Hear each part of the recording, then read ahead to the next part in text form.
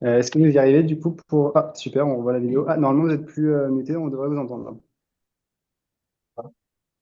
Allô, bonjour. Oui, bonjour, on vous entend super. Hop. Vous entendez, s'il vous plaît? Ouais, on vous entend parfaitement, merci. Donc, je peux démarrer. Alors, une petite minute, je crois que le professeur Vignel va rejoindre par un autre moyen. Mais sinon, sans attendre, je peux Ouais. vous introduire. Donc, merci à tous d'être présents aujourd'hui, que ce soit à Dakar, à Paris, comme d'autres endroits du monde. Aujourd'hui, on aura la chance donc d'avoir le professeur Mamadou Moustapha Dieng de l'UCAD, qui est un historien et qui va nous présenter une histoire des épidémies et crises de subsistance au Sénégal. Cela sera ensuite suivi par une discussion avec Emmanuel Didier, qui est présent ici à Paris et pour laquelle nous aurons aussi l'occasion de poser des questions voilà, qui est possible de poser dans le chat. Merci beaucoup. Je vous laisse la main, professeur Dieng. Merci. Je voudrais d'une part vous remercier pour cette excellente initiative qui consiste à organiser ce cours transnational sur les nouvelles compréhensions du monde qui intègre des questions d'une brûlante actualité. Et d'autre part, sur l'opportunité que vous m'offrez de présenter une communication intitulée Une histoire des crises alimentaires et sanitaires au Sénégal de la deuxième moitié du 19e siècle aux premières décennies du 20e siècle. L'espace ciblé par cette communication est la vallée du fleuve Sénégal. Cette région présente la particularité d'être le premier espace situé au sud du Sahara à intégrer l'empire colonial français. Et la borne chronologique que j'ai choisie est 1854-1917. 1854, c'est l'avènement de Faidherbe au poste de gouverneur du Sénégal et le début donc de l'intensification de la conquête coloniale. 1917 correspond à une terrible épidémie de peste donc, qui a ravagé bon nombre de la population des habitants donc, de cet espace-là. Donc voilà circonscrit le cadre spatial et également le cadre chronologique. Je vous l'ai dit tantôt, la vallée du fleuve Sénégal est la première région d'Afrique à avoir intégré l'empire colonial français. Et cette intégration forcée résulte de plusieurs décennies de guerres de conquête coloniale, d'expéditions punitives et d'application de la politique du diviser pour mieux régner. Et donc, c'est une stratégie qui a commencé depuis très longtemps et qui s'inspire des méthodes utilisées par la France en Algérie. Donc, c'est la méthode de la terreur, c'est la méthode donc de la violence. Et c'est une région donc qui a été particulièrement éprouvée par des crises alimentaires et des crises sanitaires. Et ce qu'il faudrait comprendre également, c'est une région située dans l'espace soudano-sahélien, un espace caractérisé par l'irrégularité des précipitations et par conséquent par des sécheresses souvent extrêmes, par des vents violents, l'harmattan par exemple, mais également par véritablement des inondations qui ont été souvent catastrophiques. Et donc c'est un espace fragile, un espace déstructuré et un espace déstabilisé par la pression impérialiste française.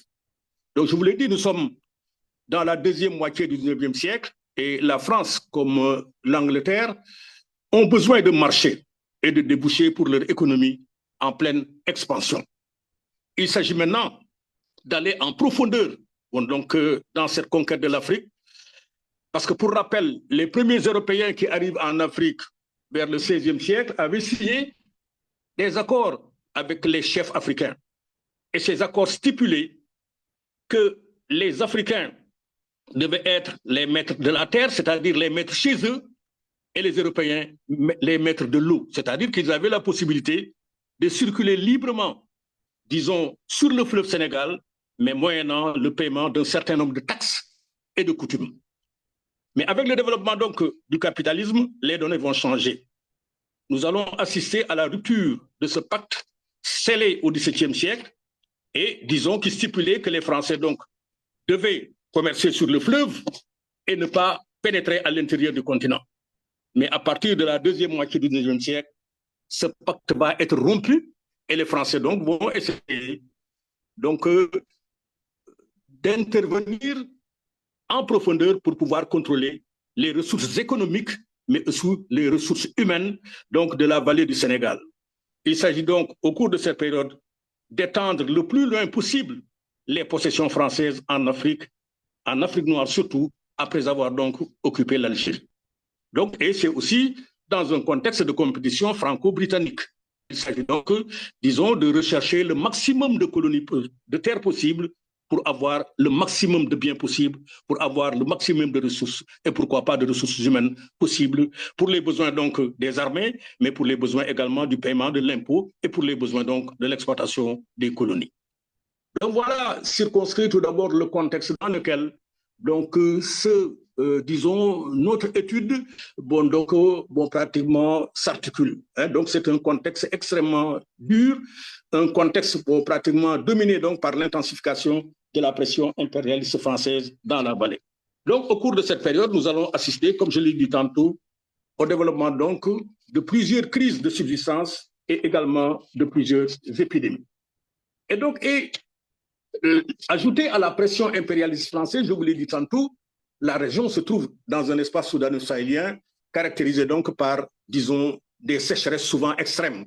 Et entre 1880 et 1889, il y a eu plusieurs années de sécheresse qui ont donc abouti à des famines extrêmement importantes. Mais également, il y a eu, à côté de ces sécheresses, des inondations catastrophiques parce que chaque fois qu'il y a eu véritablement une pluviométrie abondante, nous avons assisté au débordement, disons, de la crue du fleuve Sénégal qui a abouti à, disons, pratiquement à la destruction des cultures et également à la destruction donc de l'espace de la vallée. Donc plusieurs, disons, inondations catastrophiques ont été notées qui ont abouti, comme je l'ai dit tantôt, à la destruction des cultures et à la destruction donc des récoltes. Tout cela a abouti à des crises de subsistance. S'y ajoute également l'action d'un certain nombre d'oiseaux, les oiseaux que l'on appelle les mange-mille, donc qui se sont souvent attaqués aux cultures pour manger le mil lorsqu'ils n'étaient même pas encore arrivés à maturité. Donc à ces oiseaux mange-mille sont venus s'ajouter l'action des acriens et en particulier des sauterelles qui, en certaines occasions, ont détruit donc des cultures. Donc tout cela, combiné, disons, à la pression impérialiste française, a abouti à des famines catastrophiques, surtout entre 1881 et 1889. Donc ça a été quand même une période terrible pour les populations de la vallée. Mais si ajoute, je vous ai dit, les effets de la conquête coloniale. Il s'agissait donc d'aller en profondeur et de détruire les formations économiques et sociales de la vallée. Et donc, chaque fois qu'il y avait résistance, il y avait donc expédition punitive. Et disons, surtout sur le fleuve, il y avait des navires qui circulaient, qui transportaient par-dessus ce qu'on appelle des colonnes expéditionnaires, des colonnes militaires, dont l'objectif était de réprimer les populations qui résistaient souvent donc, à la pénétration coloniale. Et chaque fois qu'il y avait révolte, chaque fois qu'il y avait résistance, on assistait donc à des attaques, à des incendies de villages, aux incendies, disons, des récoltes, mais également à la confiscation des biens des paysans, surtout donc de leurs cheptels, et disons que ça a abouti également à des crises de subsistance. On peut y ajouter également les réquisitions de vivres, les réquisitions de mille. Parce que les chevaux, donc animaux qui étaient utilisés donc, pendant la conquête coloniale, avaient besoin de mille. Il s'agissait donc d'organiser des razzias de mille pour nourrir donc les animaux utilisés donc par ces colonnes expéditionnaires. Mais les navires également qui circulaient sur le fleuve avaient besoin de bois. Et donc, sous ce rapport, il y avait une violence qui s'exerçait sur la nature, sur les arbres, donc pour avoir du bois de chauffe pour chauffer donc le moteur des navires. Donc, il y a un ensemble d'éléments qui, au cours de cette période, véritablement, ont contribué à la déstructuration des formations économiques et sociales donc de la vallée, à la destruction de l'écosystème qui était déjà fragile, je vous l'ai dit, fragilisé donc par comment dirais-je, par l'action, disons, des vents d'Est, fragilisé également par les sécheresses extrêmes, et tout cela combiné avec, disons, l'intrusion française a abouti quand même à des crises de subsistance extrêmement importantes. Mais il y avait également, à cela s'ajoutait, bon, donc, un certain nombre de guerres que l'on appelle, surtout dans la vallée, des guerres franco-omariennes, hein, qui ont opposé véritablement la France à Alhaji Omar, un des principaux résistants sénégalais, bon, donc, dont l'objectif était de construire un territoire, un empire islamique à partir donc de la vallée. Donc, à partir de la deuxième moitié du 19e siècle, il y a eu l'opposition entre deux projets. D'une part, le projet de Faidherbe, disons, de destruction, disons, des sociétés de la vallée et de contrôle, disons, de la vallée. Et il y avait le projet de Alhaji Omar d'édifier dans cet espace-là, bon, donc, un empire musulman. Et donc, c'est la lutte entre, disons, ces deux projets, dont l'épisode le plus important est la bataille de Médine, qui se déroule en 1857. Et cette bataille se termine par la victoire donc, des troupes de Faidherbe. Et à partir de ce moment, Alhaji Omar, bon, donc, il y avait de nombreux disciples dans le Fouta, a demandé à ses disciples de quitter la région. Parce que, disait-il à l'époque, la région est devenue la terre des Blancs. Et puisqu'en fervent musulman, il disait à l'époque que cette terre n'était plus propice au respect des prescriptions islamiques. Il fallait la quitter et aller vers l'Est. C'est ce que, disons, ses disciples appellent le fergo, c'est-à-dire le déplacement des populations vers l'Est. Et le déplacement des populations s'accompagnait également du déplacement donc des vivres, du déplacement donc des récoltes, du déplacement des animaux. Ce qui fait qu'il y avait, bon, pratiquement une politique menée par Alhaji Omar qui, disons, du point de vue de certains auteurs également, a contribué à l'accélération de la famine parce que les populations qui restaient étaient dépossédées de biens, n'avaient plus de quoi vivre parce que tous les biens, le cheptel, disons, les récoltes étaient, bon, donc, déplacés vers, disons, l'Est, c'est-à-dire vers d'autres espaces qui correspondent aujourd'hui, bon, donc, à la République du Mali ou à la Guinée, c'est-à-dire le Massina et le Karta.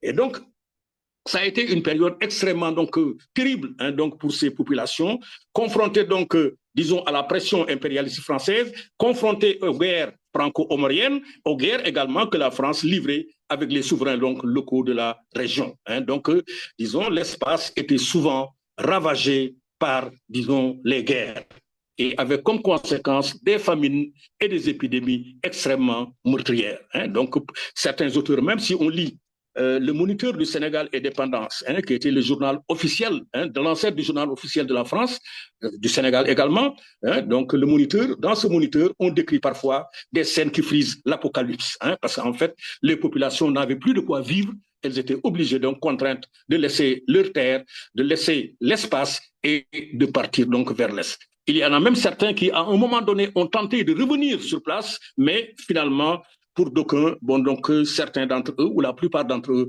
ont été, donc, sont morts, donc, de famine. Hein. Donc, ça, c'est des choses, des éléments que nous retrouvons dans les archives, disons, du Sénégal, dans le Moniteur du Sénégal Indépendance. Donc, dans cette période, donc, la deuxième moitié du 19e siècle a été une période extrêmement terrifiante, donc, pour les populations, donc, de la vallée. Et à partir du moment où la conquête coloniale se précise, hein, on assiste également à l'intensification donc de ces famines, de ces crises alimentaires au Sénégal. Et à partir donc de la, disons, du début du XXe siècle, hein, qui correspond pratiquement presque vraiment à la mise en place du système colonial, parce que la plupart des souverains de la région ont été défaits. Bon, donc c'est une politique, disons, d'exploitation coloniale qui est mise en place, avec des réquisitions de biens, des réquisitions de vivres, le paiement des impôts, l'application de une politique fiscale extrêmement lourde, et donc qui a abouti parfois aussi à des crises de subsistance, parce que même quand il y avait crise, on exigeait aux populations, aux paysans de payer l'impôt. Des paysans confrontés à la disette, à la famine, étaient obligés donc de payer des impôts et cela, bon, donc, véritablement aggravé leur situation déjà précaire. Et donc, au cours de cette période, il y a eu plusieurs famines, famine de 1903, 1904, famine de 1911, famine de 1914, etc., des famines extrêmement éprouvantes pour les populations donc, de cet espace-là. Et donc, surtout, les famines donc, de 1914, etc., elles correspondent aux années, disons, au début de la Première Guerre mondiale, et où les populations ou les paysans sont réquisitionnés. Et donc, le recrutement militaire également, bon, donc, a abouti en certaines régions à la désertion d'un certain nombre d'espaces agricoles, ce qui a entraîné pratiquement une raréfaction des récoltes et par conséquent, donc, des crises de subsistance extrêmement importantes. Le recrutement militaire a été extrêmement intense au cours de cette période et donc les champs ont perdu des bras et donc ces gens ont été utilisés dans l'armée coloniale. Donc ça, je pense que c'est extrêmement important. Et donc cette région a également subi aussi un recrutement intense. Bon, donc à partir de 1918, il y a eu ce qu'on appelle le recrutement additionnel de 1918 parce que la France, disons, bon, donc confrontée avec des difficultés avec l'Allemagne, était obligée d'opérer d'autres recrutements parce qu'à l'époque en France, il y avait des désertions, le moral des Français était au plus bas et on a demandé donc bon, pratiquement à un noir, bon, donc Blaise Diagne, de venir en Afrique, bon, donc chercher des troupes pour compenser les désertions, pour compenser également le refus de certains Français, bon, donc d'entrer dans les rangs militaires. Ça a été également quelque chose donc de très important et cette situation donc a conduit à des famines et des disettes extrêmement graves. Mais à ces famines, disons, se sont ajoutées également des épidémies particulièrement meurtrières.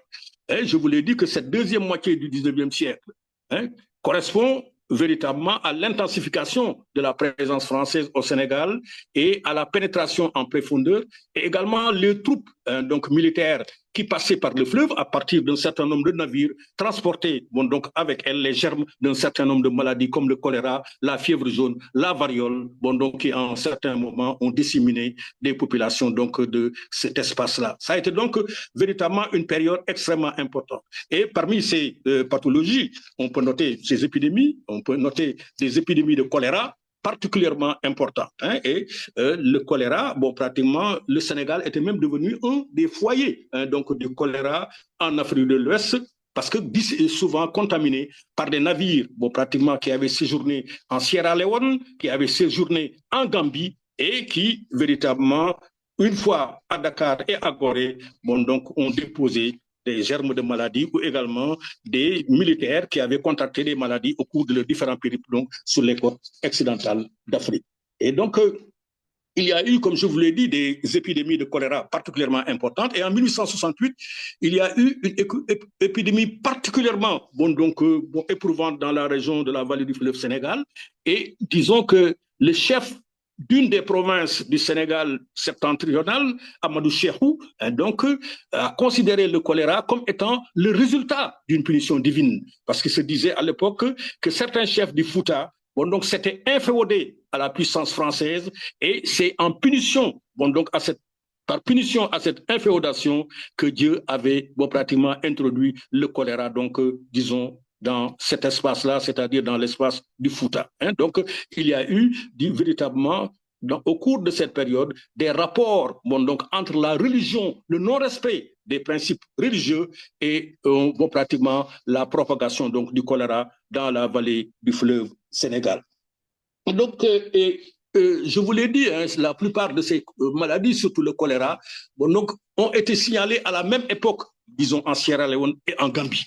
La Gambie et la Sierra Leone étaient considérées comme des régions de propagation donc, du choléra. Et il y a eu également des épidémies de fièvre jaune particulièrement meurtrières. Et les épidémies de fièvre jaune, au tout début, ont frappé surtout les expatriés européens et en particulier donc, les Français.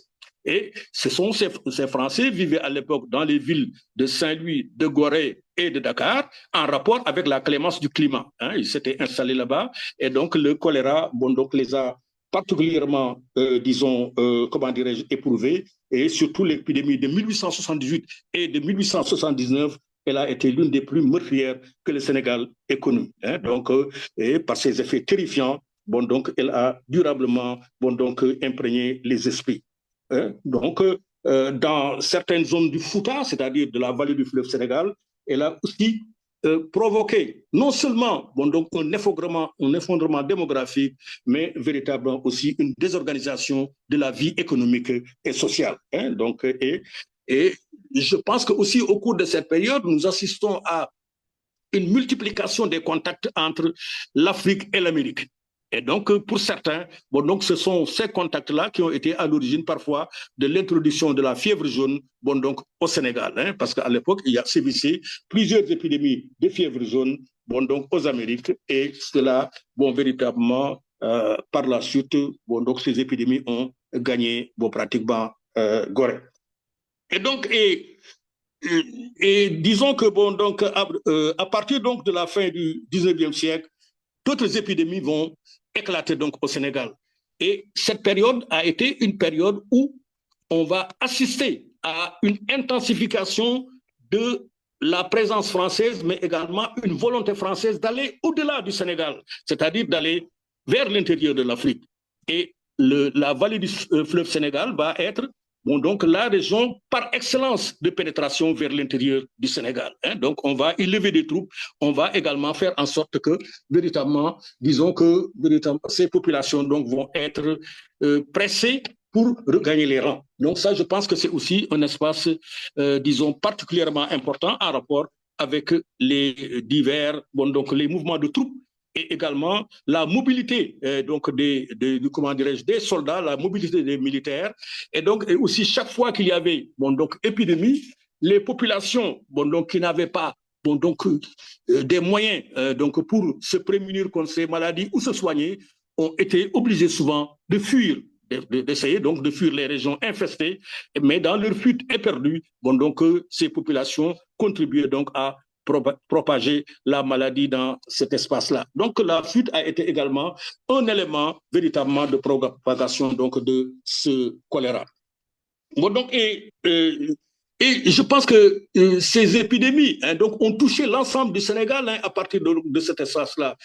Saint-Louis, Dakar, Gorée, hein, donc, et la région sud, c'est-à-dire la région de Casamance, ont été également concentrées, comment dirais-je, ont été, disons, frappées par ces épidémies de choléra et également ces épidémies de fièvre jaune.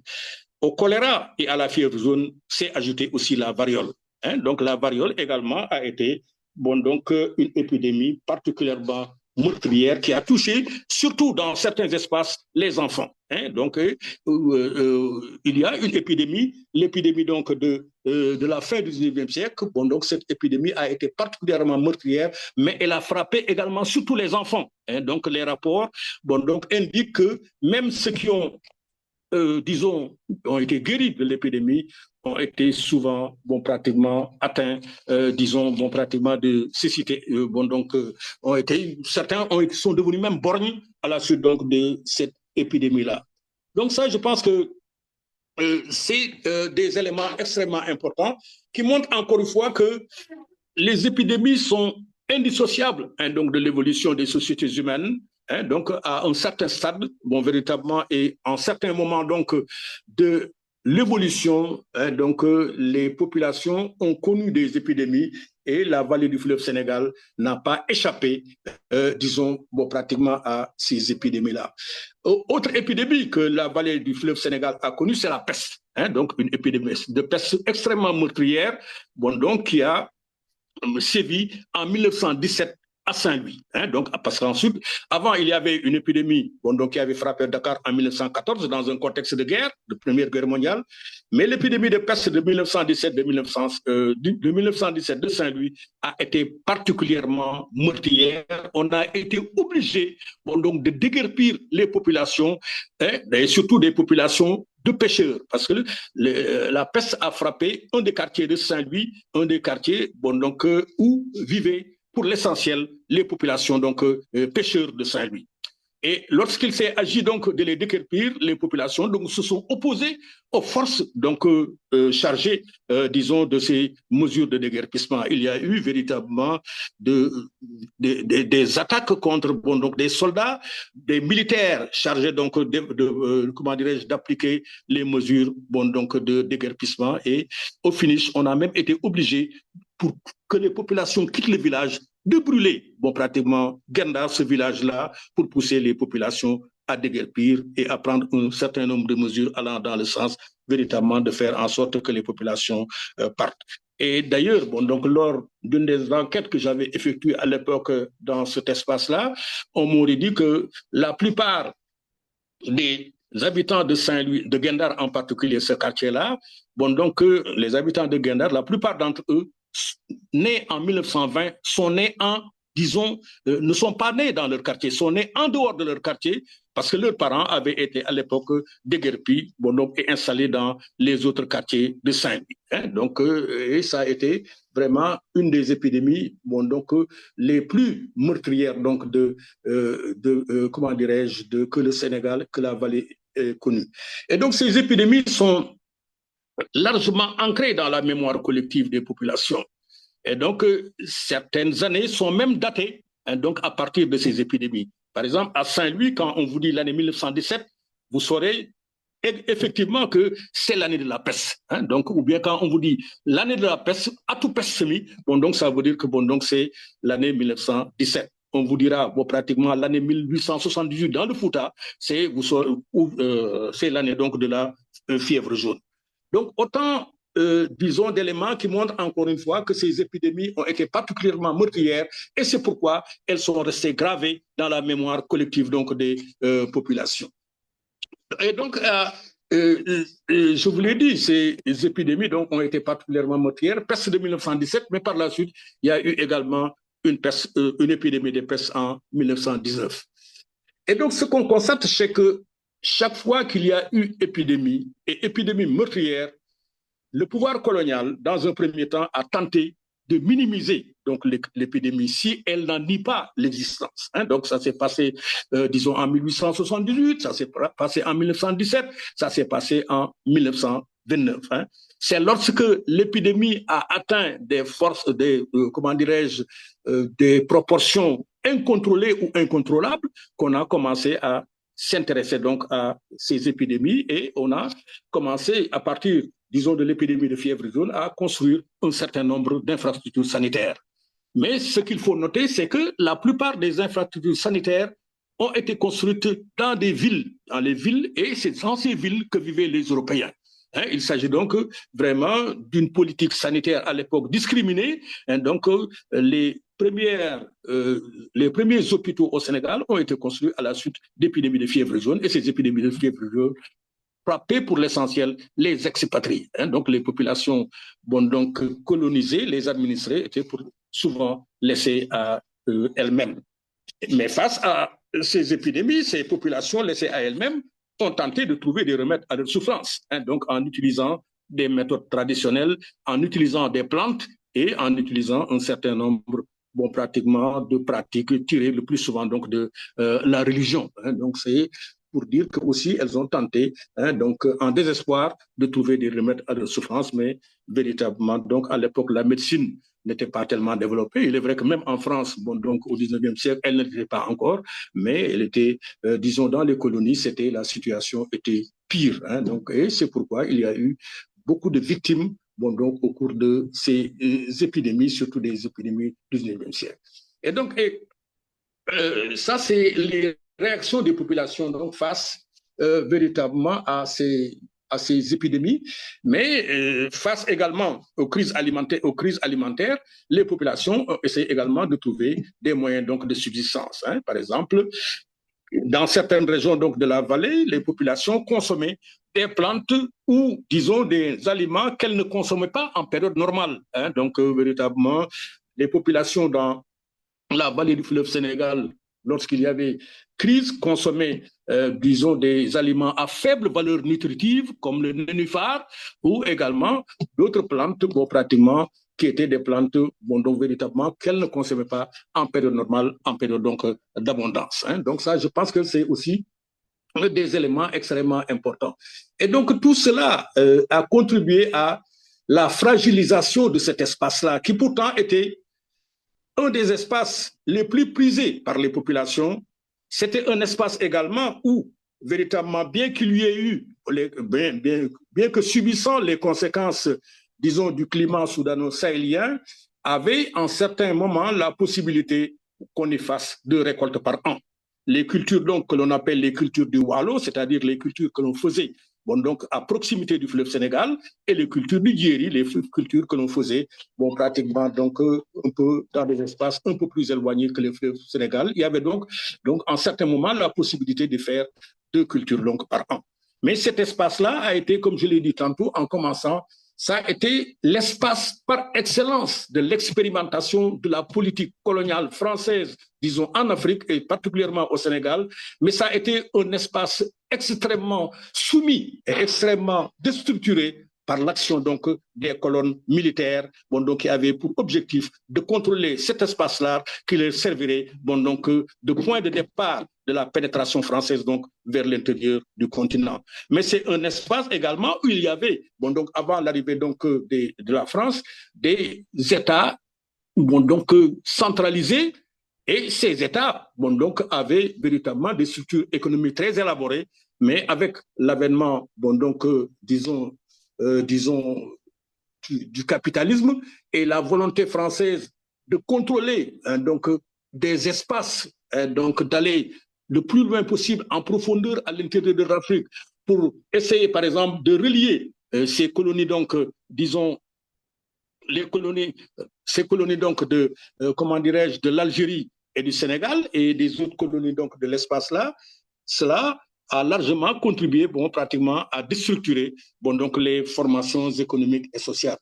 Et donc, et c'est pour dire que le Sénégal, comme toutes les régions donc de l'Afrique de l'Ouest, bon, donc, ont connu au cours de cette période des moments extrêmement difficiles. Donc, en rapport véritablement avec la progression de la présence française, sans compter également d'autres éléments qui ont contribué bon, donc, véritablement à l'intensification ou à l'accélération de la crise. Ce sont les multiples abus du système colonial. Les paiements de l'impôt, donc les populations étaient contraintes de payer l'impôt. Des populations étaient contraintes de travailler de manière obligatoire. Il y avait l'instauration du travail obligatoire. Il y avait l'instauration des corvées. Donc, on devait travailler donc, pour le colonisateur au cours de cette période. Et ces populations donc, ont été pratiquement fragilisées par cette politique coloniale, la politique fiscale, la politique des corvées, les réquisitions. Donc, parce qu'en fait, les hommes les plus valides étaient souvent, bon, donc, comment dirais-je, intégrés dans l'armée pour les besoins, donc, surtout à l'époque des 2 guerres mondiales, de la Première Guerre mondiale, de la Deuxième Guerre mondiale, mais également des expéditions bon, donc, punitives que l'on utilisait en Afrique. Et donc, c'est au Sénégal que vous savez qu'a été fondé le premier bataillon des tirailleurs sénégalais. Et ces tirailleurs également ont été réquisitionnés à un certain moment donné pour véritablement mater un certain nombre de résistances qui se déroulaient hors du Sénégal, dans d'autres pays, dans d'autres territoires donc, de l'Afrique occidentale ou de l'Afrique équatoriale française.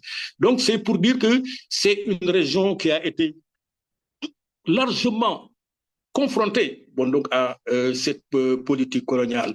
Et donc, voilà un ensemble d'éléments qui, de mon point de vue, bon, donc, ont été à l'origine donc, véritablement du déclenchement des crises de subsistance, de leur intensification et des éléments qui ont été également à l'origine de la survenue et de l'aggravation donc, des famines, des disettes et des épidémies que nous avons connues donc, au cours de cette période, la période située donc, entre la deuxième moitié, circonscrite entre la deuxième moitié du 19e siècle et le début du 20e siècle, qui a été donc, de mon point de vue, une période extrêmement éprouvante donc, pour les populations.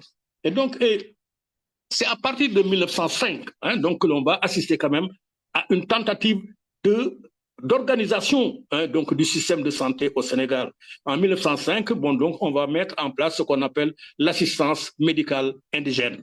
Donc, maintenant, on va s'intéresser de plus en plus à la santé des populations. Pourquoi s'intéresse-t-on à partir de cette période à la santé des populations? Parce qu'on avait besoin de bras pour travailler la terre, on avait besoin également bon, donc, d'une population nombreuse pour la perception de l'impôt per capita, l'impôt par personne. On avait besoin également de soldats donc pour l'armée, une armée qui devait dans un premier temps donc défendre et étendre l'empire colonial français, mais une armée également qui devait participer donc aux 2 guerres mondiales. Donc c'est à partir de cet instant donc qu'on va assister à une tentative de mise en place d'une politique non discriminée, une politique donc de santé de masse. Donc 1905 correspond donc à cette année.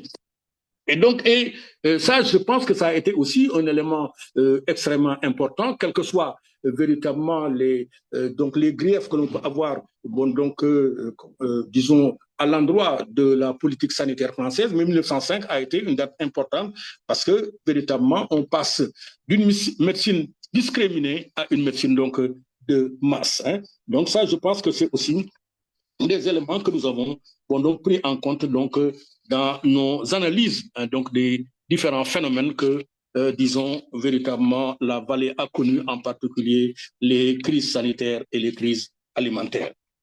Et donc, ce qu'on peut retenir, c'est que souvent, quand on lit donc les archives hein, donc, laissées par la France, lorsqu'il y a une crise alimentaire, on met en avant les facteurs naturels. On dit que ces crises-là sont pour l'essentiel liées à des facteurs naturels. Donc, c'est vrai. Hein, donc, ça, donc, nous ne le nions pas parce que nous sommes en milieu soudano-sahélien, mais cela n'empêche pas qu'il y a d'autres éléments qu'il faudrait prendre en compte dans l'analyse de ces crises alimentaires et de ces crises de subsistance. Et je pense que le premier élément qu'il faut noter, c'est la pression impérialiste française exercée sur les sociétés de la vallée. Elle a fortement aggravé la situation alimentaire des populations et les a exposées donc à des disettes et à des famines. Et donc, et aussi la politique de la canonnière, hein, donc utilisée par Faidherbe hein, donc, et ses successeurs à partir de la deuxième moitié du XIXe siècle, a également contribué véritablement donc, à la destruction donc des champs, des récoltes, etc., pour ne pas dire à la déstructuration des formations économiques et sociales donc, de ces espaces-là, sans compter également les guerres qui ont été attisées par le pouvoir colonial. Hein. Donc, il y avait donc, ces guerres-là donc, qui dépendaient de la stratégie du diviser pour mieux régner. Et donc, ces guerres-là donc, ont contribué également à la mise en place, donc à l'aggravation donc de ces crises de subsistance. Hein. Bon, donc, et ce qui fait que au cours de cette période, vraiment, il y a eu plusieurs donc, crises alimentaires et nous pouvons dire véritablement que ces crises alimentaires sont le résultat de la conjonction de plusieurs phénomènes. Il est clair que c'est vrai, nous l'avons dit, il y a donc la pression française, il y a les facteurs naturels, il y a les différents abus donc, du système colonial, hein, les corvées, les réquisitions de vivres, de bétail, de mines, etc. Mais s'y ajoute aussi que cet espace-là était souvent confronté à des attaques de populations donc, qui vivaient sur la rive droite du fleuve Sénégal, en particulier des Maures, qui avaient également besoin de mines pour leurs chevaux. Hein. Donc tout cela a entraîné une aggravation de la situation alimentaire. Mais les épidémies, c'est vrai aussi, bon, elles ont sévi, hein, donc pour la plupart d'entre elles, bon, donc elles ont été introduites au Sénégal ou aggravées par le développement donc, de la navigation fluvio-maritime. Hein. Donc, certains navires bon, donc, qui quittaient l'Europe transitaient par un certain nombre de ports et ces ports étaient souvent infestés. Et souvent, quand disons, les militaires et également des navires, les militaires et les marchandises bon, donc, étaient débarquées au Sénégal, hein, donc disons qu'ils portaient bon, donc, les germes donc, de maladie. Hein, donc, et ça, je pense que c'est quand même des éléments extrêmement importants, sans compter aussi la mobilité des hommes hein, donc, dans cet espace-là, hein, parce que c'était un espace où les gens bon, pratiquement soit fuyaient donc, véritablement les maladies ou fuyaient hein, donc, l'avancée de la conquête militaire. Et donc, cela a aussi, dans une certaine mesure, contribué à la propagation donc, de ces maladies-là. Mais, et disons, quoi qu'il en soit, ce qu'on peut retenir, bon, donc, c'est que le Sénégal a été, au cours de cette période qui va de la deuxième moitié du 19e siècle aux premières décennies du 20e siècle, ça a été une période extrêmement sombre hein, donc pour le Sénégal et je pense que c'est lié quand même, disons, au contexte qui était donc un contexte de conquête coloniale, mais c'est lié également à un contexte bon, donc, environnemental, un contexte bon, pratiquement où les effets bon, donc, du climat soudano-sahélien hein, donc, ont largement contribué quand même au développement donc, de ces crises alimentaires au Sénégal. Hein. Et c'est pourquoi vraiment je salue cette initiative qui consiste à s'intéresser sur des problématiques hein, donc, comme telles que le changement climatique ou également les variations bon, donc, du climat hein, qui donc, ont de tout temps bon, donc, véritablement perturbé. Hein, donc, la quiétude des populations et surtout dans nos régions, la quiétude des populations paysannes dans la mesure où, pour l'essentiel, nos populations vivent de l'agriculture. Ce sont des populations agro-pastorales. Et donc, chaque fois qu'il y avait donc, des crises alimentaires, hein, donc cela donc, contribuait largement, véritablement, à les fragiliser davantage, à les fragiliser, mais également à une perte, disons, de récolte, perte de cheptel, hein, donc en fait, perte de leurs biens, hein, parce que cela, véritablement, a été quand même, disons, extrêmement pénible donc pour ces populations. Hein. Donc voilà les quelques éléments que j'avais rassemblés et qui m'ont permis quand même de vous présenter cette communication donc sur l'approche historique des crises alimentaires et sanitaires. Hein, j'aurais pu quand même y greffer en ce qui concerne donc la crise alimentaire, la pandémie de la Covid qui a également particulièrement frappé le Sénégal et disons que et je pense que donc dans une prochaine communication, je pourrais quand même vous entretenir de la Covid, donc pratiquement de sa propagation, mais également des différentes mesures qui ont été prises, mais aussi les comportements des populations sénégalaises, donc dans un contexte de crise sanitaire. Et ce que j'ai remarqué, c'est qu'effectivement, lors de la Covid, donc les autorités ont tenté d'appliquer un certain nombre de mesures qui, pour l'essentiel, hein, donc, sont assez comparables à celles donc, qui avaient été tentées donc, en Europe à l'occasion d'autres épidémies. Mais ce n'est pas pour dire que c'est les mêmes mesures, mais d'autant plus que quand on analyse une épidémie, il faut également l'analyser en rapport avec le contexte politique, le contexte économique, le contexte social, etc. Et tant et si bien qu'il serait bon quand même de faire une étude comparative entre les épidémies, donc de peste, etc., que l'Europe a connu, que le Sénégal a connu, et la Covid que nous avons tous connue donc, au cours des années 2020. Donc voilà, merci pour cet exercice et pour cette communication. Donc, et vous remercie encore une fois de m'avoir permis véritablement de traiter de ces problématiques donc, qui ne sont pas épuisées. Hein, donc, nous pourrons davantage les approfondir à l'occasion donc d'une autre séance. Merci. Merci beaucoup, professeur Dieng. Donc, excellent exposé et pour lequel nous serons ravis de recevoir donc maintenant Emmanuel Didier qui va pouvoir discuter de ce que vous venez de présenter. Donc, Emmanuel Didier, juste pour un petit rappel, est un sociologue rattaché à l'ENS-PSL. Et donc, je laisse la parole sans plus tarder. C'est bon, vous m'entendez, monsieur Dieng? Oui, je vous entends bien. Merci beaucoup pour cet exposé extrêmement intéressant et clair, d'une clarté limpide. C'est vraiment très agréable. Alors, il faut que je vous dise d'abord, pour commencer, que je ne sais rien au Sénégal. Je ne travaille pas du tout sur cette question-là. Donc, sur les cas précis, je veux dire que j'ai tout appris là. Hein. Vraiment, en aucun cas, j'ai des choses j'ai des savoirs qui me permettraient de remettre en cause ce que vous avez dit. Je n'en ai pas. Vraiment, ce n'est pas ma spécialité du tout. Je travaille sur la France et je travaille sur les données de santé. Donc, vous voyez, c'est assez loin.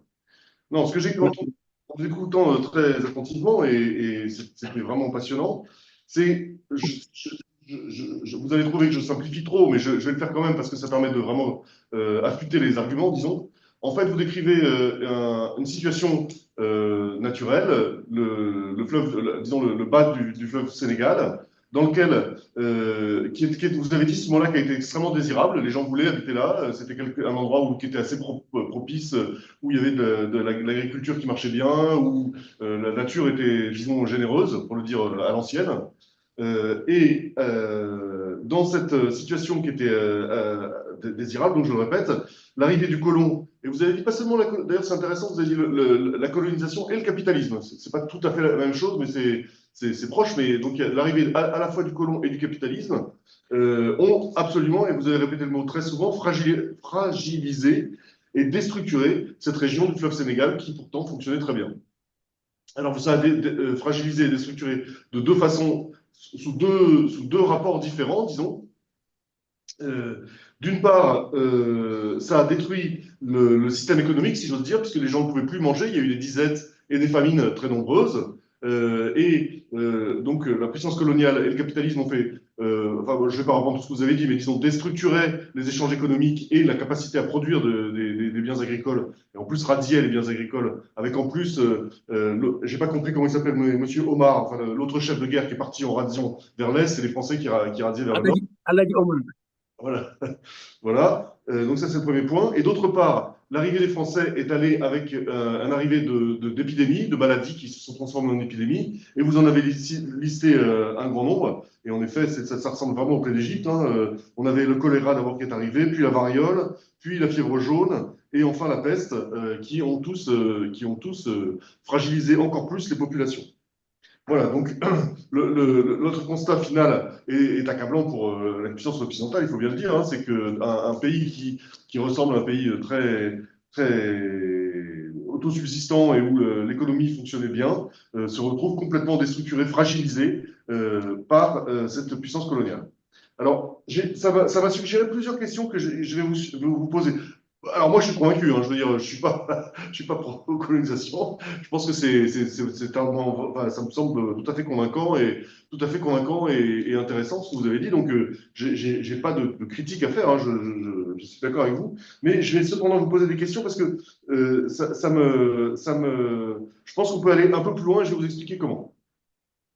Donc, la première question qui m'intéresse, c'est que j'aimerais que vous nous disiez, euh, j'aimerais que vous nous disiez les données sur lesquelles vous avez travaillé, en fait. Parce que vous avez cité les journaux locaux, et je pense que les journaux locaux présentaient les choses d'une façon certainement extrêmement biaisée. Et en particulier les journaux, aujourd'hui comme au XIXe siècle, ils ne rêvaient de rien de moins que du catastrophisme et du spectaculaire. Donc, je pense que si jamais on veut décrire des crises économiques ou des épidémies, un peu dans le détail, il faut parfois se confronter à des bonnes vieilles statistiques ennuyeuses et rébarbatives qui permettent de dire exactement combien a été produit, est-ce qu'il y a vraiment une baisse de la production, est-ce qu'il y a des estimations du nombre de personnes infectées par les différentes épidémies, etc. Donc, en fait, j'aimerais que vous nous donniez un petit peu plus d'informations sur les données sur lesquelles vous avez travaillé. Alors, d'autre part, il y a une autre question qui m'intéresse, c'est une question classique de savoir comment on attribue les causalités. Hein, vous savez, vous qui êtes un historien raffiné, que c'est pas facile en fait de dire qui est cause de quoi dans la société. Il y a beaucoup de choses qui agissent en même temps. Et d'ailleurs, c'est ce que vous avez pris soin de dire, hein, c'est qu'il n'y a pas une cause unique, les choses agissent ensemble. Et alors, vous avez dit que, j'ai cru comprendre, hein, mais peut-être j'ai mal compris, mais vous avez dit qu'une des choses qui était claire, c'est que les Français essayaient de se dédouaner, je ne vais pas dire les Français, je vais dire les colons, essayaient de se dédouaner et attribuaient tous les problèmes, les disettes comme les épidémies, à la nature. Ils disaient, c'est pas nous, c'est pas de notre faute, c'est la nature, c'est parce qu'il y a il y a des mange-mille, des sauterelles et des inondations qu'il y a tous ces malheurs qui s'abattent sur le Sénégal, ça n'est pas nous qui le font. Mais évidemment, dans ces cas-là, on aimerait avoir l'attribution de causalité à l'époque. Donc on a bien compris que vos analyses vous laissent penser que les Français n'étaient pas du tout dédouanés. Et je suis tout à fait sympathique hein, avec cette idée-là. Mais j'aurais aimé qu'on connaisse mieux les causalités telles qu'elles étaient décrites à l'époque par les populations locales. C'est-à-dire qu'il y avait des chefs locaux, les tribus, je sais pas, je vous répète, je sais rien, donc je vais dire que des horreurs, excusez-moi d'avance pour ça, mais en fonction des structures sociales locales, comment est-ce que les représentants de ces structures sociales elles-mêmes pensaient qu'il pouvait y avoir des causalités. La seule causalité dont vous avez un tout petit peu parlé, c'était l'idée que c'était divin en fait. Attendez que je retrouve. Vous avez parlé d'un chef de guerre qui disait qu'en fait, ils étaient condamnés pour avoir trop pactisé avec les colons, justement. Et que c'était les dieux qui les condamnaient pour avoir pactisé avec les colons. Mais est-ce que c'était la seule solution? Comment étaient donc attribuées les causalités en général? Voilà. Alors, dernier point, je voudrais peut-être mentionner quelque chose sur lequel on travaille depuis quelques temps autour de moi avec des collègues et un thésard qui travaille sur cette question-là, un thésard qui s'appelle Thomas Maillet-Mézeret, sur le concept de One Health. Je me demande si vous avez entendu parler de ce concept de One Health. Alors, qu'est-ce que c'est que One Health? One Health, en fait, c'est plutôt un mot d'ordre qu'une théorie qui considère mot d'ordre qui existait depuis le début des années 2000 à peu près, mais qui a vraiment explosé avec l'épidémie, parce que vous allez comprendre pourquoi. En fait, cette idée, c'est que la santé n'est qu'une seule santé. Et que pour bien comprendre la santé des humains, il faut aussi prendre en compte la santé des animaux et aussi prendre la santé environnementale. Hein, dans le cadre du Covid, ça a été frappant, c'est parce qu'en gros, on pensait que, on n'a toujours pas la démonstration, mais que les chauves-souris étaient porteuses du virus, que les chauves-souris ont transmis le virus et elles ont transmis le virus aux humains parce que on les a rejetés de leur environnement, on a détruit leur environnement où elles vivaient normalement. Et donc, il y avait un environnement dans lequel elles vivaient bien. Les humains ont tué cet environnement, les chauves-souris ont dû partir avec leur virus, se sont rapprochés des humains et ont transmis le virus aux humains, et donc ont engendré l'épidémie à cause de ça. Et donc One Health, c'est cette idée qu'il faut prendre en compte à la fois les humains, les animaux et l'environnement pour bien comprendre comment fonctionne la santé, en fait. Voilà. Alors, la question que alors, ce mot d'ordre, je dis que c'est un mot d'ordre parce qu'en fait, c'est surtout quelque chose qui est vendu au gouvernement. Il y a beaucoup de groupes de scientifiques qui essayent de dire au gouvernement, je parle au pluriel, aux gouvernements, pour lutter, pour avoir une bonne santé, il faut que vous preniez en compte toutes ces choses-là et qu'essayez de leur dire, essayez de prendre en compte la santé animale, essayez de prendre en compte la santé environnementale pour que ça puisse fonctionner. Et donc, je me demandais, si on prend au sérieux cette idée-là rétrospectivement et qu'on essaye d'appliquer par curiosité intellectuelle ce modèle au cas que vous avez décrit, en fait, je trouve qu'il y a... Donc, vous avez vraiment dans le schéma, vous avez l'environnement qui joue un rôle essentiel, vous nous avez bien expliqué. Les humains, évidemment, jouent aussi un rôle très important à la fois en étant malades, en étant aussi contaminateurs. Et d'ailleurs, les humains sont découpés en deux groupes, disons, très différents, puisqu'il y a le groupe des colons et le groupe de la population locale. Est-ce que ça ne peut pas être raffiné, d'ailleurs, ce découpage? Mais au fond, on a assez peu entendu parler des animaux. Et pourtant, on sait, par exemple, que la peste est vraiment une épidémie qui dépend largement des rats et qui est très, très liée à la prolifération de certains animaux. De même, la fièvre jaune dépend aussi des animaux, etc. Donc, je me demandais est-ce que c'était intéressant pour réinterpréter aujourd'hui la situation du Sénégal entre le milieu du 19e siècle et la Première Guerre mondiale, pour aller vite. Est-ce que ce concept de One Health vous permet de faire saillir de nouvelles données, de nouvelles compréhensions du monde, de nouvelles idées grâce à ce concept? Voilà. Pour finir, toute dernière question, je sais pas, j'ai déjà parlé trop longtemps ou non? Toute dernière question. Je suis surpris dans votre démonstration, mais je pense que c'est parce que vous n'avez pas eu le temps et que ça vous intéresse moins, mais on a l'impression que les Français agissent, les colons agissent, puisqu'ils essayent de rentrer très profond dans le Sénégal, ils arrivent avec donc des troupes, ils soumettent les populations locales, ils font des razzias, etc. Ce qui est tout à fait, je veux dire, je répète encore une fois, je vous crois sur parole et je ne sais pas du tout déculpabiliser les Français. Hein. Mais je suis surpris je trouve que les populations locales sont un peu passives dans votre discours. On a du mal à comprendre ce qu'elles font, ce qu'elles veulent. Est-ce qu'il y a des gouvernements locaux qui s'opposent aux décisions françaises?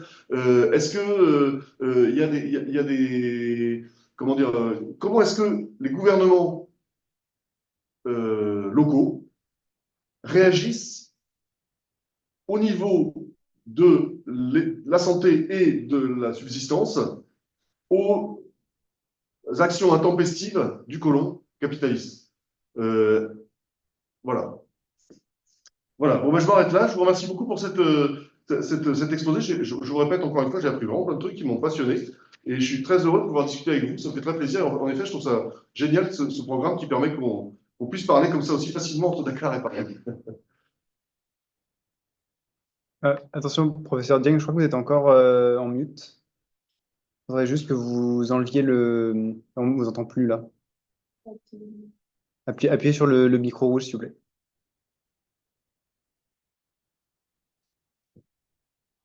Parfait, merci. Normalement, on vous entend là. Ok, merci. Je considère vraiment ces remarques comme pertinentes et certaines d'entre elles pourront être pratiquement utilisées à bon escient dans le cadre d'une étude beaucoup plus poussée sur ces problématiques-là, surtout bon, donc la notion que vous avez utilisée, celle de bonne aide. Hein, donc, me paraît important qui met en rapport les questions, l'environnement, les animaux, donc l'humain et donc l'épidémie. Hein. Donc ça, je pense que c'est des problématiques extrêmement intéressantes et donc véritablement, je les fais miennes et j'essaierai de les intégrer quand même dans mon analyse. Donc en ce qui concerne les sources que j'ai eu à utiliser, bon, donc ce sont des sources très diversifiées. Et donc j'ai utilisé bon, donc des documents qui ont été, disons, écrits par des médecins, parce qu'à l'époque, disons, la plupart, disons, des, comment dirais-je, des gouverneurs du Sénégal ou également la plupart des administrateurs coloniaux, bon, donc, étaient, disons, accompagnés de médecins de la marine. Et ces médecins vont rédiger souvent des traités, hein, donc des traités de médecine coloniale, ou également donc, faisaient des rapports hein, sur un certain nombre, disons, d'espaces visités et véritablement nous racontaient, bon, donc, nous faisaient le point sur la situation.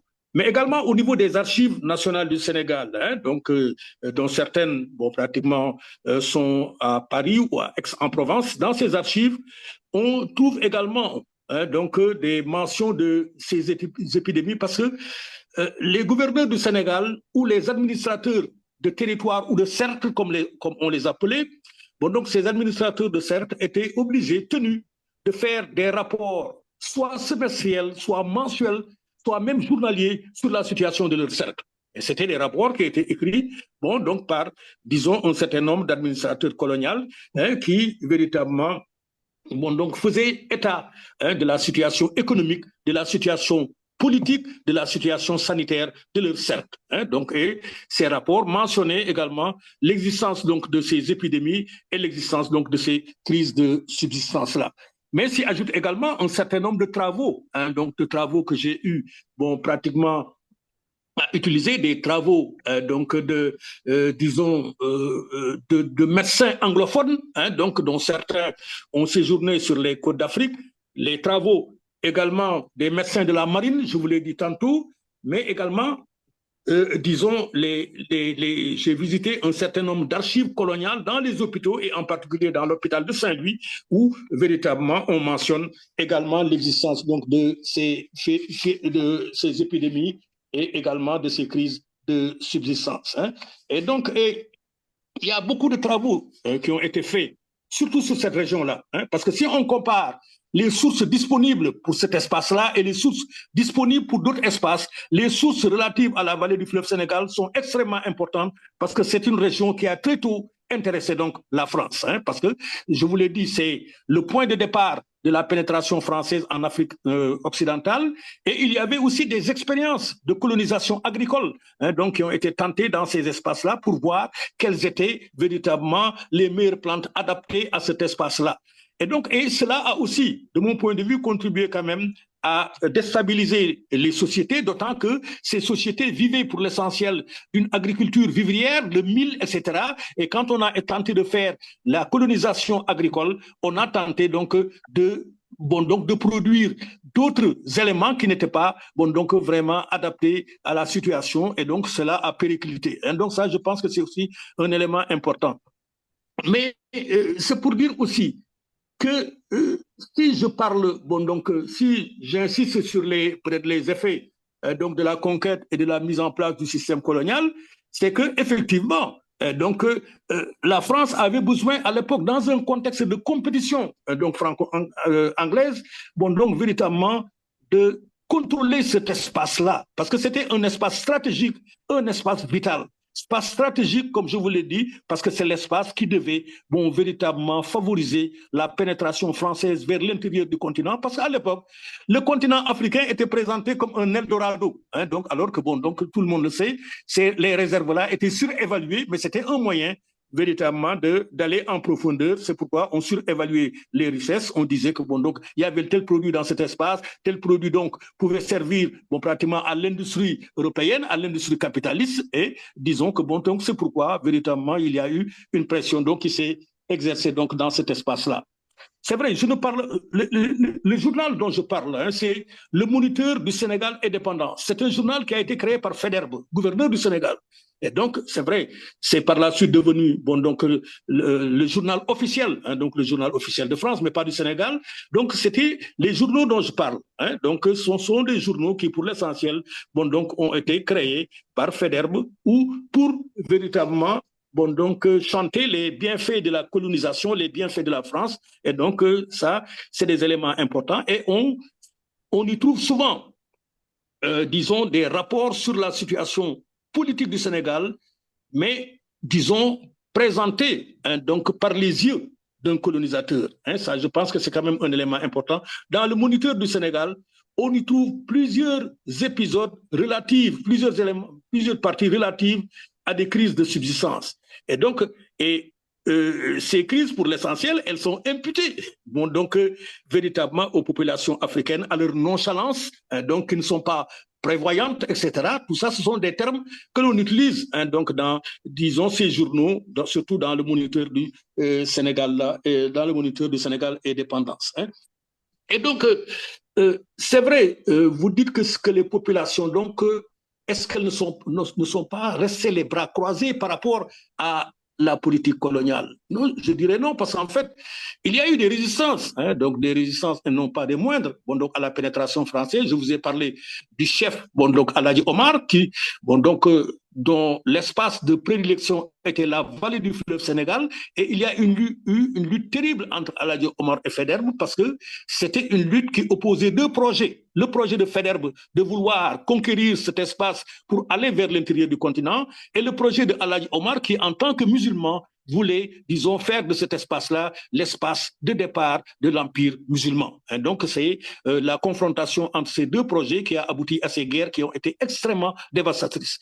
Mais il est vrai aussi que les sociétés africaines, à l'époque, étaient traversées par de nombreuses contradictions, hein, donc en rapport avec véritablement, disons, la structure de ces sociétés-là. Hein, donc, ce sont des sociétés, qu'on le veuille ou pas, qui sont des sociétés très inégalitaires, hein, qui distribuent les individus en fonction du statut social auquel ils appartiennent. Hein. Donc, c'était des sociétés très hiérarchisées, des sociétés très inégalitaires. Et on avait même vu que pendant la conquête coloniale, certaines populations, hein, donc véritablement, disons, sont allés bon, donc, à contre-courant donc, de la volonté, disons, de leur chef de se battre contre le colonialisme français. Hein. Donc, il y a eu véritablement un exemple que l'on trouve dans un empire, dans un état du Sénégal que l'on appelle le Kayor.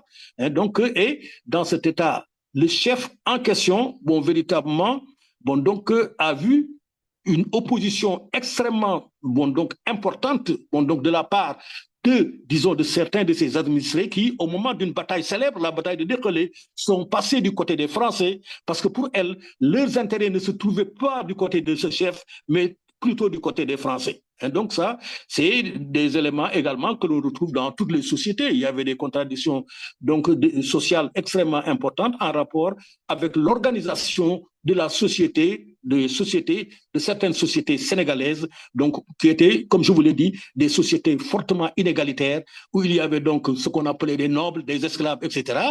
Et donc les intérêts étaient souvent des intérêts divergents. Et au moment de certains épisodes, au moment de certaines batailles, bon, donc ces populations sont allées à contre-courant donc de la volonté donc de leur chef là. Donc ça, je pense que c'est aussi des éléments importants. C'est vrai, bon donc les causes naturelles ont été souvent évoquées pour exprimer les causes de subsistance. C'est pourquoi je dis que, disons qu'en histoire, et ça, je ne l'apprendrai à personne, nous évitons souvent la monocausalité, hein, dire que bon, donc c'est l'élément bon, sécheresse qui a été seul responsable de la famine, c'est l'élément bon, donc, disons acridien ou mange-mille, bon, donc ce sont ces éléments qui ont été à l'origine de la sécheresse, mais disons j'ai raisonné en termes de conjonction de plusieurs éléments, hein, donc de plusieurs éléments de la conquête coloniale et également de l'action bon, pratiquement des prédateurs, de l'action bon, donc, de certains animaux acridiens, mais également d'un certain nombre de facteurs climatiques. Hein, ce sont tous ces éléments qui ont contribué véritablement bon, donc, au développement et à l'aggravation de ces crises de subsistance. Hein. Donc, je pense que c'est aussi quelque chose qui me paraît extrêmement important. Et vous avez mis également en rapport, disons, certains animaux, le comportement de certains animaux et la maladie. Hein. Euh, je pense que c'est extrêmement important parce qu'en fait, on sait que les rats, hein, donc, peuvent donc vraiment donc, aller dans le sens du développement ou de la propagation donc de la peste, hein, tel a été le cas en 1929 à Saint-Louis, où véritablement les sources mentionnent véritablement le rôle du rat hein, donc dans la propagation donc, de la peste de 1919. Donc, autant d'éléments qui me paraissent extrêmement importants. Et je dirais, donc, de ce point de vue, que véritablement, pour étudier ces phénomènes, qu'il s'agisse des crises alimentaires et, disons, des crises sanitaires, il faut mettre en avant hein, la conjonction ou la combinaison hein, donc, de plusieurs éléments. Un seul élément à lui seul ne peut pas expliquer le déclenchement d'une épidémie, ne peut pas expliquer également le déclancement d'une crise de subsistance. Et ce qui montre, encore une fois, l'intérêt de ce genre d'études qui prennent en compte pratiquement plusieurs facteurs et non pas la monocausalité.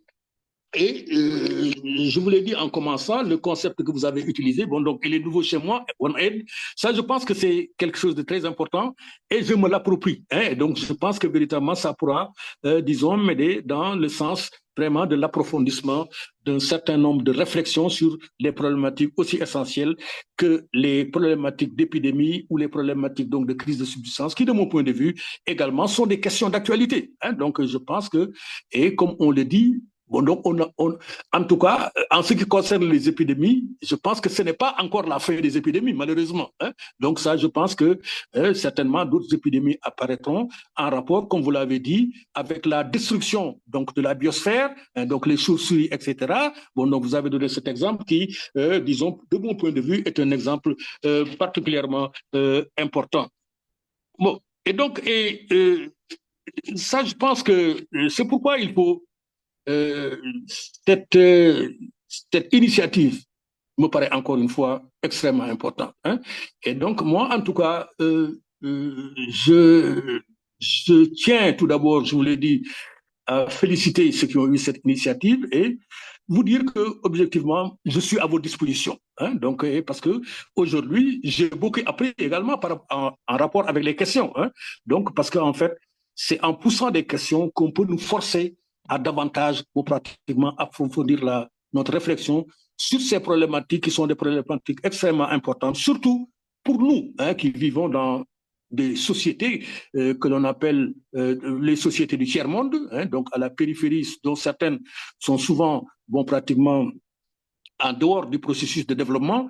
Et je pense que c'est des problématiques sur lesquelles nous pourrons travailler ensemble pour essayer de trouver hein, donc, des solutions à ces questions qui, encore une fois, pour moi, sont des questions existentielles, sont des questions particulièrement importantes.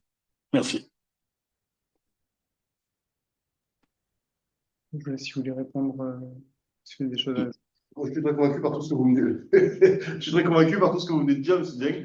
Non, non je pense que c'est le plus intéressant de donner la parole à tout le monde. Sauf si vous voulez vraiment que je continue à réagir, mais je...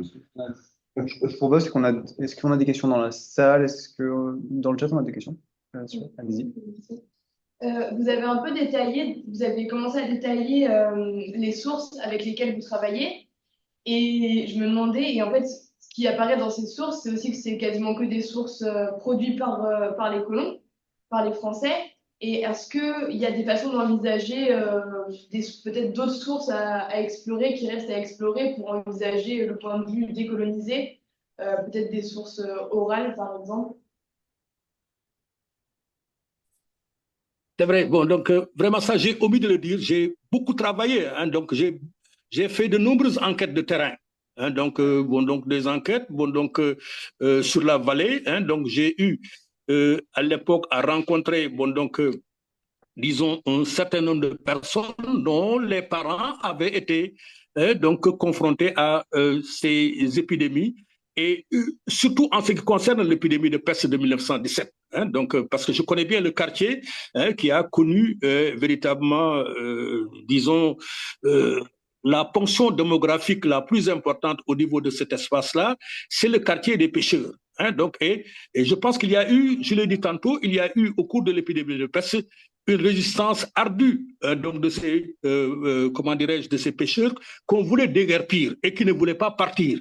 Hein, parce que pour elles, partir, ça signifiait bon, pratiquement la perte de leurs ressources, d'autant qu'elles vivaient au bord de la mer, et donc c'est leur seule source de revenus, c'était les ressources halieutiques. Les déguerpir également, ça signifiait pour elles, bon, donc vont pratiquement perdre leurs moyens de subsistance, perdre leurs revenus et également perdre bon, pratiquement leur avenir. Et c'est pourquoi donc elles ont été déguerpies. J'ai fait beaucoup d'enquêtes de terrain sur cet espace-là et qui ont montré, et je vous l'ai dit, que bon, il y a beaucoup de gens hein, qui, habitant le quartier, ont été déguerpis et dont certains de leurs descendants ne sont pas nés dans le quartier, mais en dehors des quartiers, du quartier, et sont nés dans les quartiers qui les avaient accueillis lors, disons, des épidémies de peste. J'ai eu même à exploiter hein, donc un certain nombre de chansons populaires en rapport avec ces épidémies et plus particulièrement en rapport avec la peste. Hein, donc des chansons que les populations qui avaient été déguerpies ont dédiées à leurs hôtes, à ceux qui les avaient accueillis pendant l'épidémie de peste et qu'elles ont chanté au moment donc de leur départ pour regagner donc bon, pratiquement leurs habitations. Hein, donc c'est pour dire qu'il est possible également d'intégrer un certain nombre de chansons. J'ai fait également des enquêtes de terrain dans la vallée.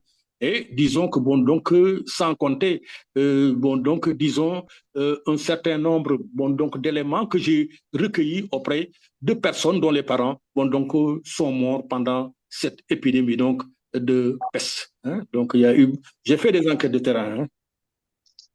Hein. Merci, professeur Dieng. Alors, on a quelques questions en ligne. Donc, on en a deux de Franck Galtier, pardon, trois. Est-ce que vous voulez prendre la parole? Ce sera peut-être plus simple. Oui, ben je peux.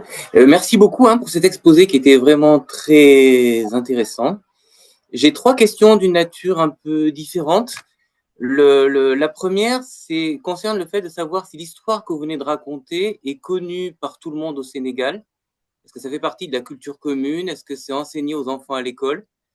Ou bien est-ce que c'est un blanc un peu dans la mémoire collective, comme en France, par exemple, cette histoire n'est pas du tout connue en France. Ça vous étonnera pas, mais la question c'est est-ce qu'elle est connue au Sénégal? Bon, voilà, ça c'est une première question. Une deuxième question, concerne le fait de savoir si le développement, donc suite à la colonisation par la France, le développement de nouvelles cultures, notamment de cultures d'exportation, a contribué aussi à fragiliser la production alimentaire locale et du coup a été une cause un peu structurelle de fragilisation qui du coup a engendré des crises alimentaires. Alors, et si oui, quelle culture? Est-ce que c'est l'arachide? Est-ce que c'est d'autres? Et puis, une troisième question qui est encore d'une nature différente. Vous avez parlé du projet de Faidherbe et de la France et puis du projet d'El Hadj Oumar. Et la question, c'est est-ce que finalement le projet d'El Hadj Oumar n'était pas aussi un projet d'expansion coloniale d'une certaine manière, vis-à-vis des Wolofs, vis-à-vis des Bambara, etc. Est-ce qu'on peut le considérer comme ça, même s'il était sans doute d'une nature très différente de celui de la France? Et est-ce que, du coup, cette expansion-là aussi, qui était aussi militaire d'une certaine manière, a elle aussi été source de crise alimentaire, ou bien est-ce que ça s'est manifesté d'une manière différente? Voilà, merci beaucoup. Ok, merci. Donc, je vais essayer de répondre à ces questions. Et en tout cas, j'ai comme l'impression que vous connaissez un peu le Sénégal. Hein, parce que c'est des questions qui, de mon point de vue, bon, donc, je ne sais pas, procèdent quand même. Je connais un peu le Mali, mais pas du tout le Sénégal, mais j'ai envie de connaître. C'est un pays qui est fascinant. Très bien. Bon, donc, en ce qui concerne l'histoire des crises alimentaires et sanitaires, donc ce qu'il faudrait retenir, c'est que c'est une histoire qui n'est pas, disons, aussi bien connue que, par exemple, l'histoire de la colonisation, l'histoire de la conquête, l'histoire militaire, etc. Parce que pendant longtemps, les historiens sénégalais, bon, donc surtout les historiens des indépendances, ont surtout insisté sur un certain nombre de problématiques qui intéressaient peut-être bon, donc, les populations à l'époque, c'est-à-dire la décolonisation. Comment véritablement est-on passé du stade colonial à celui de décoloniser? Et c'est pourquoi, disons, il y avait une volonté véritablement de prendre une revanche sur, par exemple, le colonisateur en mettant en avant bon, donc, les résistants. C'est pourquoi l'histoire du Sénégal, jusqu'à une certaine période, était une histoire plutôt politique, donc en rapport avec la décolonisation et en rapport avec les indépendances. Donc c'était l'histoire des résistances, l'histoire de la colonisation, donc l'école coloniale, donc autant de problématiques qui étaient importantes, mais qui parfois laissaient de côté un certain nombre de problématiques donc, qui ont fortement marqué les sociétés sénégalaises. Donc ça, c'est exact. L'autre élément, c'est qu'effectivement, avec bon, donc, l'avènement bon, donc, de l'économie coloniale, on a, à partir de cette période, de plus en plus besoin de culture d'exportation. Et donc, vous savez que l'arachide est, à l'époque, la principale culture d'exportation au Sénégal. Il fallait donc produire de l'arachide donc, pour pouvoir bon, pratiquement intégrer le Sénégal dans le marché capitaliste mondial. Donc, le Sénégal était à l'époque devenu la colonie de l'arachide. Et il y avait, vous le savez, à l'échelle ouest-africaine, puisque vous connaissez le Mali, une division des tâches au niveau donc véritablement donc de ces espaces-là. Le Sénégal devait produire de l'arachide, le Mali bon, donc, devait produire d'autres produits, la Côte d'Ivoire, disons coton, café, cacao, etc. Et donc c'est ainsi que le Sénégal était devenu la colonie de l'arachide, alors que bon, donc, les produits cultivés traditionnellement par les populations, c'était le mil en général. Et donc, à partir du moment, une culture vivrière, à partir du moment donc, où le Sénégal est intégré dans l'économie mondiale, dans l'économie capitaliste mondiale, on va assister à un recul véritablement des cultures vivrières et des cultures d'exportation donc, au profit donc, des cultures d'exportation. Et donc, cela, tout naturellement, a entraîné un manque à gagner de la part des populations qui vivaient de ces cultures vivrières. Et cela, en certaines occasions, effectivement, a contribué à une fragilisation de ces populations. Et c'est d'ailleurs ce qui explique en partie le déclin de cette région du fleuve-là, qui était donc la région par excellence de la production des céréales et en particulier du mil, au profit de la région du centre-ouest du Sénégal, qui est devenue le bassin arachidier. Et donc cela, effectivement, a entraîné une marginalisation de cet espace-là, donc du fleuve. Ça, c'est également un élément important. C'est vrai, vous avez parlé de ces deux projets-là qui s'opposent bon, donc dans l'espace de la vallée, le projet de Faidherbe et le projet de Alhaji Omar. Mais c'est vrai que pour d'aucuns, certains ne considèrent pas Alhaji Omar donc comme véritablement donc quelqu'un qui a contribué quand même à, disons, à la mise en place d'un espace bon, pratiquement pacifié, etc. Parce qu'en fait,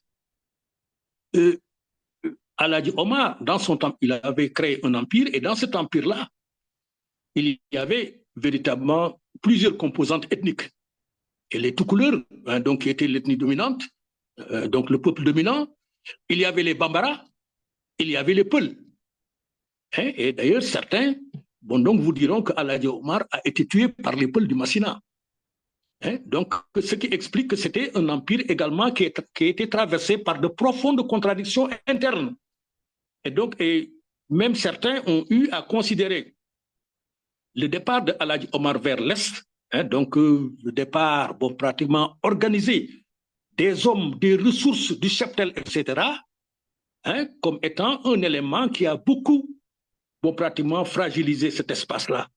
Parce que ceux qui restaient n'avaient plus de quoi vivre, et donc les terres du Fouta étaient désertées, et donc le cheptel bon, donc, était bon, pratiquement, comment dirais-je, parti avec les troupes de Alhaji Omar, donc ce qui a, pour d'aucuns, contribué véritablement à la destruction de cet espace-là et à la fragilisation de cet espace. Donc c'est pour dire que également c'est un élément également que nous devons intégrer dans cette analyse-là de ces crises de subsistance. C'est pour dire que effectivement, c'est pourquoi je dis que ces crises de subsistance ne sont pas que le seul résultat de la politique coloniale française. Donc, c'est le résultat de plusieurs facteurs combinés, y compris de la politique omarienne. Donc, parce que, dans certaines sources, on vous dit que chaque vendredi, après la prière du vendredi, quand il était déjà au Fouta, à partir du moment où la présence française se précisait, Aladji Omar demandait aux populations du Fouta de quitter la région, quitter ce pays, parce que ce pays est devenu le pays des Blancs. Il est devenu impossible d'y observer scrupuleusement les prescriptions islamiques. Donc, partons. Mais en partant, véritablement, c'est le désert que l'on laissait en place. Donc, ce qui restait donc, avait des problèmes quand même de nourriture, avait également des problèmes de subsistance. Donc, c'est pourquoi, véritablement, ces questions-là, vos questions, elles sont des questions d'une importance capitale qui doivent être intégrées à, disons, ce type comment dirais-je, ce type de réflexion. Mais vous savez que dans une communication, on ne peut pas, on ne dit pas tout, on attend parfois, disons, des questions, et à partir de ces questions, peut-être qu'on pourra véritablement pousser davantage nos réflexions par rapport à ces problématiques-là. Merci.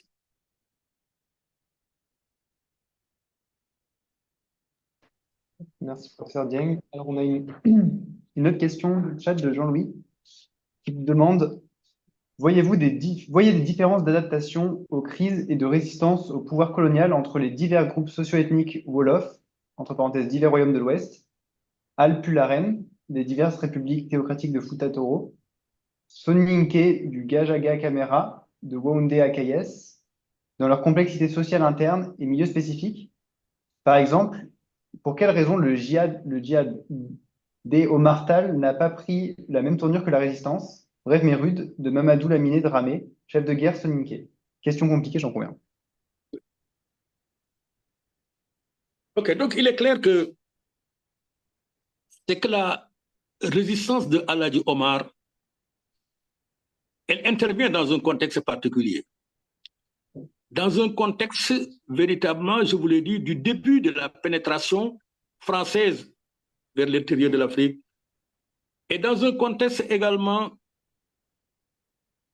du début d'un approfondissement, disons, du pouvoir religieux incarné à l'époque par Aladji Omar.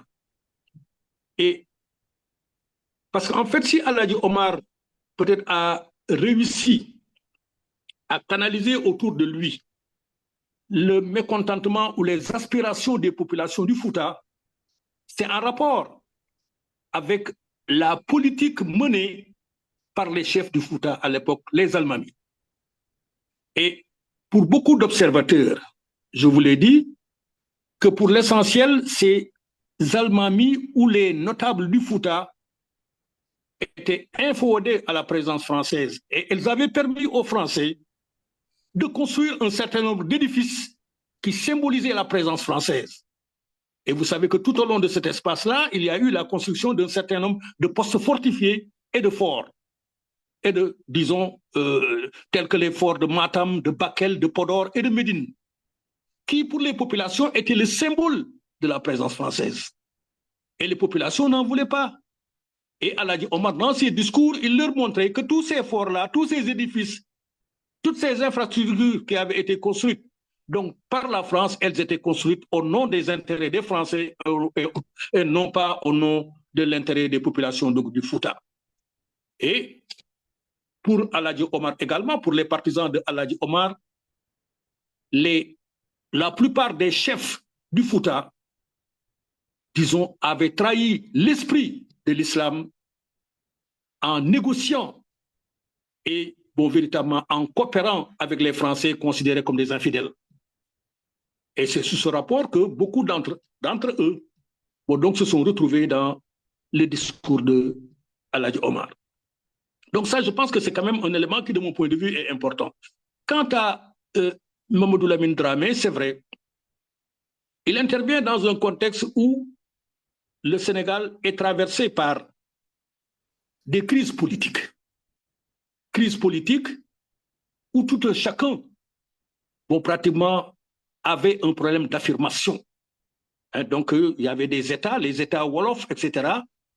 Et donc, ces États étaient pour l'essentiel divisés les uns les autres. Et donc, Mamadou Lamine Dramé, il intervient dans un contexte de division politique. Alors que du temps de El Hadji Omar, véritablement, il y avait une certaine stabilité politique au niveau donc, de cet espace de la vallée du fleuve Sénégal, alors que bon, donc, celle de El Hadji Omar, comment dirais-je, de Mamadou Lamine Dramé, qui intervient presque dans un contexte de fragilisation de l'espace politique du Sénégal en rapport avec les politiques coloniales menées, bon, donc, pratiquement en fin de conquête coloniale. Donc cela, bon, pratiquement, a beaucoup joué sur véritablement, disons, la faiblesse de la résistance de Mamadou Lamine Dramé, qui intervient dans un contexte où le colonialisme français, où la France commence à s'installer de manière durable, a mis en place les principaux outils de domination. Donc met en place les principaux outils de domination et devient, dans ce contexte-là, une force extrêmement importante, bon, donc, contrairement à ce qu'elle représentait donc, du temps de El Hadji Omar. C'est de mon point de vue ce qui explique la nature donc, de la différence entre ces deux résistances-là. Bon, j'ai mis une question, attendez, j'avais noté.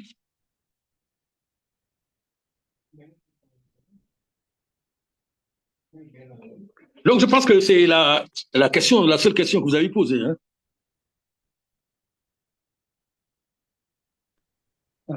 Il y a une autre question, effectivement, de Jean-Marc Gouillet qui demande « Merci pour votre communication lumineuse. Quelle continuité coloniale observez-vous avec la gestion de la santé mondiale au Sénégal au regard des fortes chaleurs, Fouta, ou inondations, ou des projets liés à l'agriculture ?» Comment?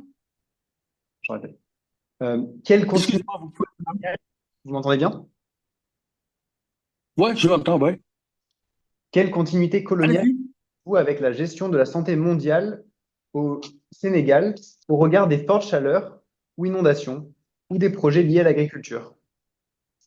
Moi, je pense que, bon, aujourd'hui, au Sénégal, comme partout ailleurs dans le monde, il y a quand même des inquiétudes donc, par rapport véritablement au changement climatique et plus particulièrement au Sénégal, au moment, donc, disons, surtout en ce qui concerne cette période-là, là, je n'aurais pas fait le cours si j'avais pas mis un ventilo. Donc là, parce que il fait excessivement chaud, bon, donc actuellement au Sénégal, et je pense que c'est des thématiques qu'il va falloir prendre en compte.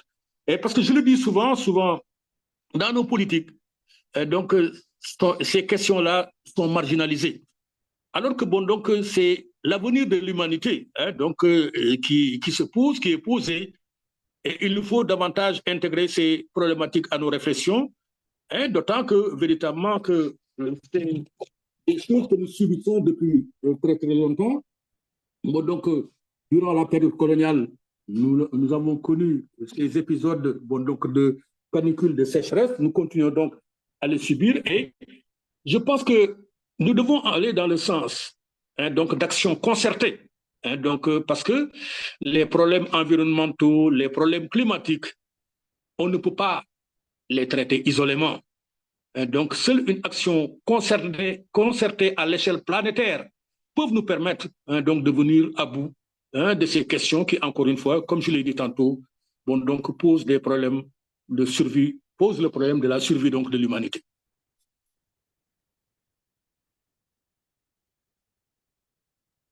Merci, professeur Dieng. Est-ce qu'il y a des questions dans la salle? Des questions en ligne?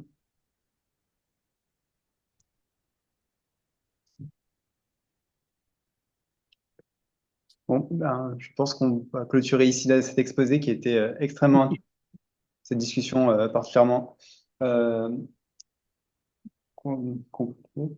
Je pense que donc on se retrouve donc la semaine prochaine pour continuer sur cette lancée avec Louise Forte, donc infectiologue à IBAD Ertiam, qui nous présentera avec comme thème les épidémies dans le contexte de la mondialisation, stratégie de lutte intégrée.